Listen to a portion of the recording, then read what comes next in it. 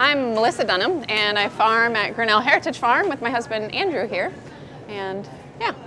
So the farm has been in my family for 160 plus years, and it started out as a diversified farm like most of them in Iowa were, and it gradually contracted down to the corn-soybean alternation.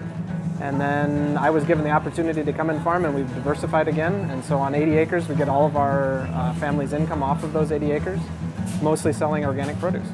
So when you come to the co-op to buy a beet, it's not like we're just picking it and then taking it straight to the grocery store. By the time we pick it up off the ground and put it into a crate and onto the tractor and into the packing shed and into the cooler and out of the cooler and into the barrel washer and out of the barrel washer and back into the cooler and then onto the truck and to the co-op, we might actually lift it 10 times. So we're very strong. So one of the advantages of raising crops in an organically managed system where you have as a very explicit goal trying to sequester carbon into the soil is that we can actually fight climate change through healthy eating.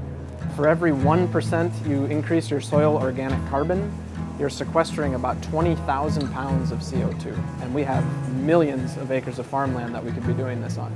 Growing organically is definitely more labor intensive, so the upfront costs of organic are more expensive, for us as farmers and possibly for you, when you're getting it off the shelf.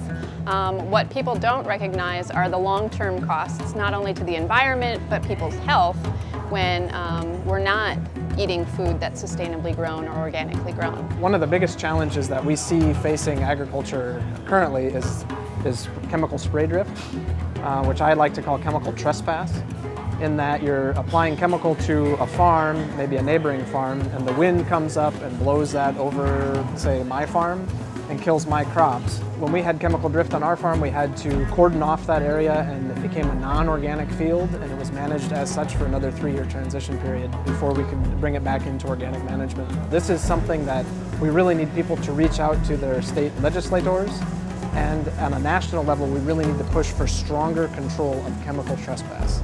Working with the co-op has been pretty instrumental in getting our business off the ground. A lot of people think that we've been around forever, but our business is only 11 years old. We wouldn't be the farmers we are today if we hadn't had the opportunity to work with whyinewpi. And every time that you vote with your food dollar and you buy Team Carrots carrots, or James Knisley's greens or Derek Roller's garlic, you're supporting your local effort. You're supporting the guy in your backyard. We keep farming this way because this is what I really enjoy doing, and we believe that we can do good by the environment and good for society by raising crops organically in the fashion that we're doing so in Grinnell, and we'd like to keep doing so to show people that it can be done this way.